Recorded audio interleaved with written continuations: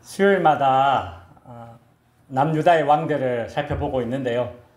이제 거의 끝이 나갑니다. 이제 진짜 몇 명 안 남았네요. 오늘은 남유다의 15번째 왕 아몬과 16번째 왕 요시야에 관해서 한번 살펴보도록 하겠습니다. 그 전에 지난주의 복습을 잠깐 하죠. 우리가 지난주에 히스기야 왕의 아들인 므낫세 왕을 살펴봤습니다. 므낫세 왕의 아버지 히스기야 왕은 이스라엘 역사에서 다윗에 버금갈 정도로 선한 왕이었죠. 그런데 정작 그런 선한 왕 히스기야의 아들 므낫세는 남유다에서 가장 최악의 왕으로 통치를 했습니다. 그 히스기야의 아들 므낫세 왕을 우리가 지난주에 살펴보면서 우리가 얻게 되는 교훈은 무엇이었는가? 바로 자녀의 잘못을 그 부모에게 책임지우려 해서는 안 된다라는 그런 교훈을 우리가 얻었습니다. 우리가 흔히 훌륭한 자녀는 훌륭한 부모가 만든다라고 생각을 합니다. 일정 부분 맞습니다. 그러나 선한 부모 밑에 선한 자녀, 악한 자녀 가리지 않고 나옵니다. 여러분, 선한 자녀 밑에 반드시 선한 자녀가 나온다라는 그런 법칙은 없어요. 이것은 불변의 법칙이 아닙니다. 그러니 어떤 사람의 악함을 우리가 보거나 아니면 어떤 사람의 선함을 보거든 그 부모에게 책임을 지우려 하거나 혹은 그 부모에게 영광을 돌릴 필요가 없다라는 겁니다. 성경에 이런 말씀이 있었죠. 에스겔 28장 20절에 보시면 아들은 아버지의 죄악을 담당하지 아니할 것이요 아버지는 아들의 죄악을 담당하지 아니하리니 의인의 공의도 자기에게로 돌아가고 악인의 악도 자기에게로 돌아갈지니라. 의인으로서 악인으로서 모든 책임은 자기 자신에게 있지 그를 낳고 기른 그 부모에게 책임이 있는 것이 아닙니다. 여러분, 남유다 역사에서 가장 악한 왕이었던 므낫세는 하나님의 진노를 받고 쇠사슬에 묶여서 바벨론에 포로로 끌려갔습니다. 그곳에서 므낫세 왕은 크게 회개하고 돌이켰고 하나님은 그 큰 악을 저질렀던 므낫세를 불쌍히 여기셔서 다시 이스라엘로 돌아와 왕이 되게 하셨습니다. 므낫세 왕의 그 큰 죄악보다 하나님의 은혜가 더 크다라는 것을 보여주는 것이 바로 이 므낫세가 주는 두 번째 교훈이었죠. 근데 여러분, 우리가 반드시 기억해야 할 것이 있습니다.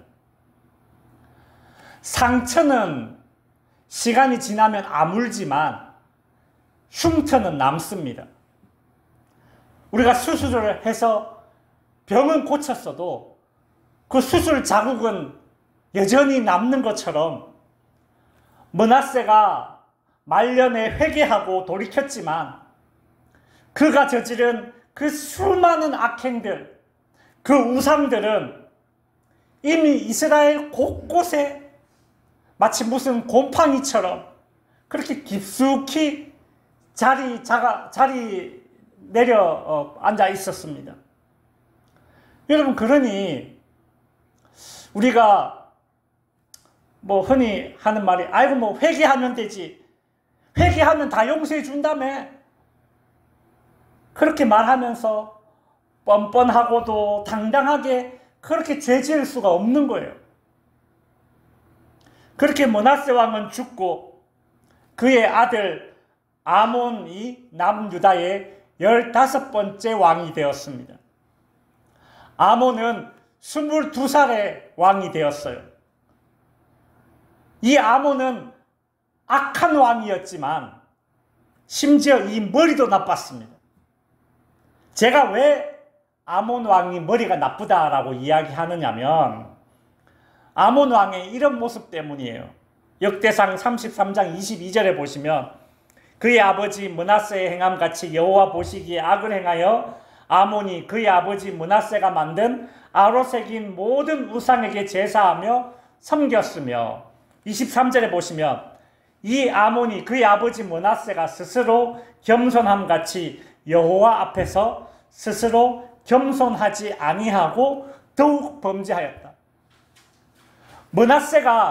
이 므낫세 왕이 젊은 시절에 악을 행하듯이 이 아몬 왕도 젊은 시절에 악을 행했어요. 근데 므낫세 왕은 말년에 회개하고 돌이켰거든요. 근데 그 모습을 이 아들 아몬 왕은 다 봤지만 아버지가 그렇게 돌이키는 모습을 보고서도 이 아몬은 그것을 교훈으로 삼지 못했다라는 겁니다. 그러니 머리가 나쁜 것이죠. 아버지가 쇠사슬에 이렇게 묶여서 바벨론으로 포로로 끌려갔다가 다시 회개하고 돌이키고 다시 돌아와서 왕이 되는 모습을 이 아몬은 아버지의 그런 모습을 봤습니다. 그럼에도 불구하고 그 아버지의 그런 인생을 보고서도 불구하고 배우지 못했다라는 거예요. 그러니 이 아몬 왕은 악하면서도 어리석은 왕입니다. 결국 이 아몬 왕은 남유다에서 가장 짧은 통치 기간 2년 정도 통치를 하다가 신하들이 역모를 일으켜서 그의 생을 마감하게 됩니다. 그 후에 세워진 왕이 남유다의 16번째 왕 요시야입니다. 요시야는 아버지 이 아몬 왕이 일찍 돌아가셨기 때문에 8살 어린 나이에 왕이 되었습니다. 여러분 8살 이 어린 왕이 무슨 정치를 할 수 있었겠습니까? 그저 신하들의 손에 이렇게 놀아났겠죠. 그렇게 8년의 시간이 지났어요. 요시야 왕이 이제 16세가 되었습니다. 16살이 되었어요. 요시야 왕이 16살이 되었을 때에 요시야는 그때 하나님을 찾았습니다. 역대하 34장 3절에 보시면 아직도 어렸을 때 곧 왕 위에 앉은 지 8년에 그의 조상 다윗의 하나님을 비로소 찾았다. 8살에 왕이 되었던 요시야는 8년이 지나서 16살이 되었을 때에 비로소 하나님을 찾았대요. 하나님을 만난 거예요.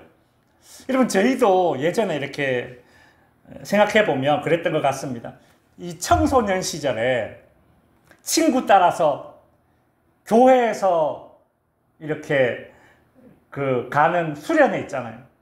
그 수련회 따라갔다가 그곳에서 은혜를 받고 어떤 심경의 변화를 일으켜서 그때부터 주일날 이렇게 교회에 나가는 그렇게 신앙이 들어가는 그런 때가 이제 청소년 때가 많잖아요.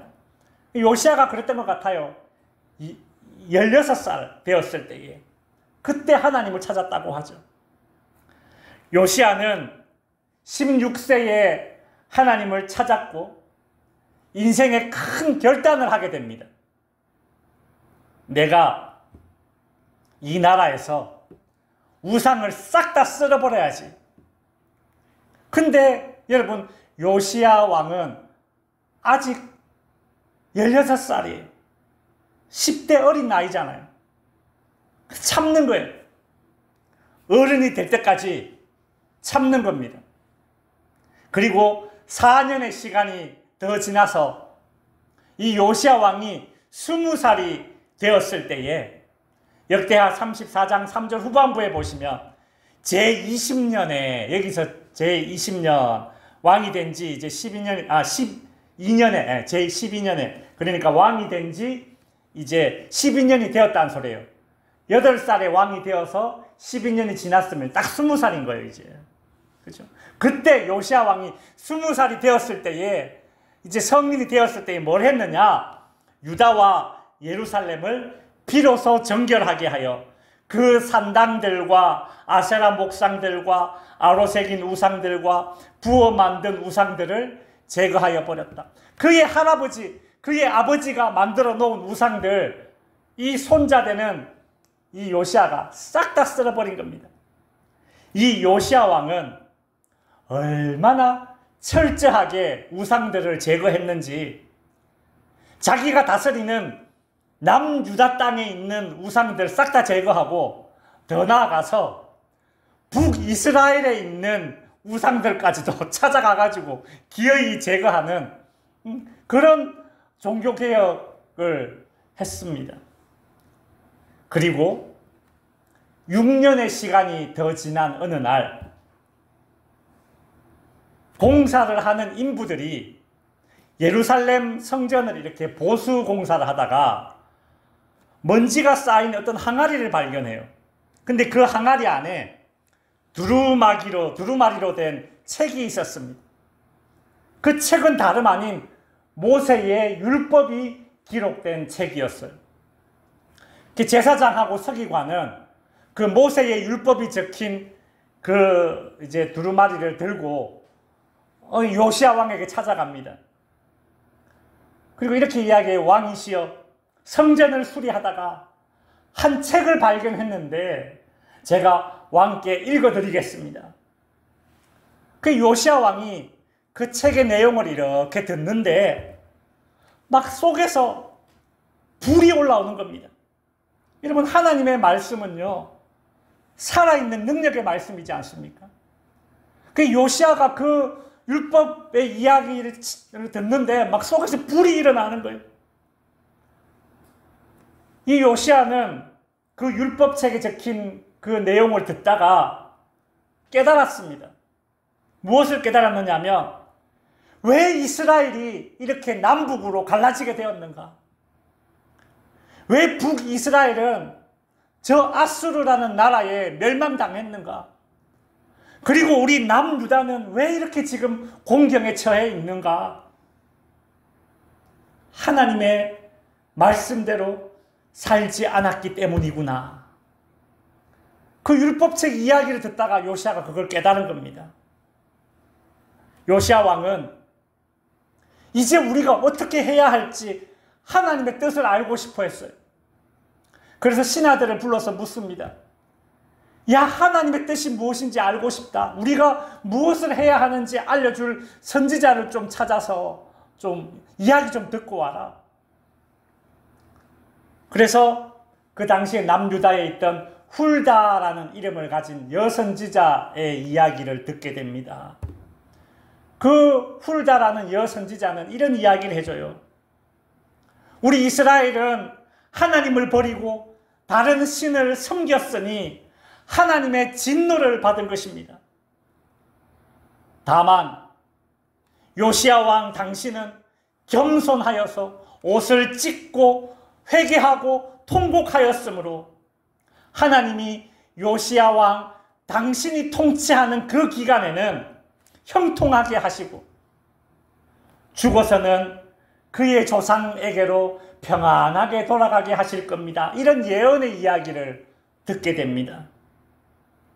요시야 왕은 그 예언의 이야기를 듣고서 이스라엘에 있는 어린 아이에서부터 노년에 이르기까지 전부 다 불러 모아서 그들의 귀에 이 율법책의 이야기를 읽고 들려줘요. 마음을 다하고 목숨을 다하여 여호와를 섬기라고 가르쳐 주었습니다. 여러분, 남유다의 왕들 중에서 선한 왕은 대부분 다 우상을 제거하는 그런 종교개혁을 했지만 그 중에 이 요시야만큼 철저하게 종교개혁을 일으킨 그런 선한 왕은 없습니다. 이제 말씀을 정리하겠습니다. 여러분, 이 표를 한번 보시기 바랍니다. 남유다의 11번째 왕부터 17번째 왕까지 지금 이름을 쭉 적어 놨는데요. 여기 보시면 이제 빨간색은 악한 왕입니다. 악한 왕이에요. 파란색은 선한 왕이에요. 저기 므낫세는 뒤에 셋자만 약간 푸르둥둥한 게 악하게 살다가 마지막에 회개했기 때문에 저렇게 해놨어요. 자, 보시면 저 요담 왕은 신앙에 관심이 없었어요. 성전에 발길조차 안 했어요. 그래서 색깔이 약간 주황빛입니다. 근데 그의 아들 12번째 아하스는 어땠어요? 아주 악했죠. 근데 그 악한 왕의 아들이 누구예요? 13번째? 히스기야. 악한 왕 밑에 누가 태어났어요? 선한 왕이 태어난 거예요. 그 다윗의 버금가는 선한 왕 히스기야가 태어났어요. 여러분, 이게 하나님의 은혜입니다. 근데 보십시오. 그렇게 선한 왕 히스기야 밑에 태어난 므낫세는 어떤 왕이었어요? 악한 왕, 악한 왕. 평생을 악하게 살다가 마지막에 회개하고 돌이켰는데, 근데 그의 아들 15번째 왕 아몬은 그런 아버지의 모습을 보고서도 어땠어요? 여전히 악했어요. 근데 보십시오. 오늘 우리가 살펴본 이 요시야, 그 아몬 왕 얼마나 악했으면 신하들이 반역을 일으켜서 죽여버려요, 그냥. 근데 그렇게 악한 왕의 아들로 태어난 왕이 16번째 왕 누구요? 요시야. 어떻게 그렇게 악한 사람 밑에 또 이렇게 또 선한 왕이 태어납니까? 그리고 우리가 다음에 살펴볼 거지만 그렇게 선한 왕 요시야의 아들 17번째 왕 여호아하스는 또 어때요? 악해요, 악해. 여러분, 여기에 무슨 법칙이 있습니까? 없어요, 없어. 아하스 같은 악한 왕 아래에서 히스기야 같은 선한 왕도 나오고, 히스기야와 같은 그런 선한 왕 아래에서 므낫세 같은 악한 왕도 나오고, 아몬 왕 같은 그런 악한 왕 아래에서 오늘 우리가 살펴본 가장 철저하게 종교개혁을 했던 이 요시야 같은 이런 선한 왕이 또 나오는 것처럼, 여러분, 우리 주변을 한번 보십시오. 주변에 보면 뭐 굳이 이런 왕들의 이야기가 아니고 우리 주변을 보면 이와 같은 경우가 허다합니다. 그렇게 아버지는, 그의 부모 세대는 그렇게 신앙생활 잘했는데 그 자녀들은 신앙생활 똑바로 안 해. 또 어떤 집은 그 아버지가 술 먹고 그렇게 망나니였는데 또 그런 집에 자녀가 막 장로가 되고 권사가 되고 목사가 되고, 야, 참 희한하다. 여러분, 지난주 설교에 이어서 오늘 설교까지 우리가 이렇게 들으면, 그러면 우리 그리스도인들은 이런 질문이 생깁니다. 그렇다면, 아니, 선한 부모 밑에 반드시 선한 자녀가 태어나면 좋은데 그렇지도 않고, 그렇다면 자녀를 위한 우리 부모의 그 신앙적 책임은 도대체 뭔가? 내가 아무리 신앙적으로 가르쳐도 자녀가 신앙의 길을 걷지 않을 수도 있고, 내가 신앙 없이 살아도 자녀가 신앙의 길을 걸을 수도 있다는 것인데, 그렇다면 부모의 신앙적 책임은 무엇인가? 우리 이런 질문 한번 해봐야 되지 않겠습니까? 저도 목사이기 이전에 자녀를 키우고 있는 한 명의 신앙인으로서 이 문제를 놓고 고민을 참 많이 했습니다. 제가 내린 결론은 뭐냐 하면 이겁니다. 자녀의 인생, 자녀의 신앙을 책임지려 하지 말고 자녀의 인생, 자녀의 신앙을 위한 뭐를 책임지자? 기도를 책임지자. 여러분, 이 두 가지를 구분하셔야 됩니다. 여러분, 우리가 우리 자녀의 인생 책임질 수 있습니까? 뭐 없어요. 난 내 인생도 책임 못 져요. 내 마음도 내 마음대로 안 되는데 무슨 내 인생을 책임지고 내 자녀의 인생을 책임집니까? 나 내 자녀의 인생 책임질 수 있다. 그래 말할 수 있는 사람 아무도 없어요. 못 지잖아요. 이거 저와 여러분 다 인정하잖아요. 그래서 그저 자녀의 인생을 위한 부모의 책임감이 기도로 발현되는 것입니다. 안 그렇습니까? 자녀의 신앙도 마찬가지입니다. 우리가 자녀의 인생을 책임질 수 없듯이 자녀의 신앙도 책임질 수 없어요. 우리는 책임 못 집니다. 오로지 자녀의 신앙을 위한 우리 그리스도인 부모들의 책임이 있다면 그것은 자녀를 위해 기도하는 책임입니다. 그리스도인 부모의 신앙적 책임이란 자녀의 인생과 자녀의 신앙을 위해서 기도하는 것입니다. 그 이상은 우리가 할 수 없는 영역입니다. 왕도 마음대로 안 되는데, 인간 중에 최고가 왕 아니에요. 왕도 지 자녀 마음대로 안 되는데. 여러분, 우리가 할 수 있는 영역이 아니에요. 오로지 그것은 하나님의 섭리요, 하나님의 은혜가 작동되는 영역입니다. 여러분, 우리가 책임질 수 없는 영역이 아닌 것인데도 불구하고 우리는 너무 쉽게 책임지우려 하고 또 내가 책임지려 했기 때문에 비난하기도 하고 또 죄책감에 빠지게 되는 겁니다. 우리는 그저 주님, 저 같은 흠 많은 부모지만 아하스 아래에 태어난 히스기야처럼, 아몬 아래에 태어난 요시야처럼 우리와 우리 자녀의 인생과 신앙이 그저 하나님의 긍휼과 하나님의 은혜를 입기를 원합니다 라고 기도하면 될 것입니다. 오늘도 기도의 자리에서 책임질 수 없는 자녀의 인생과 책임질 수 없는 자녀의 신앙을 책임지려 하다가 실족하지 말고 우리는 어떤 책임을 져야 돼요? 자녀의 인생과 자녀의 신앙을 위한 기도를 책임지자.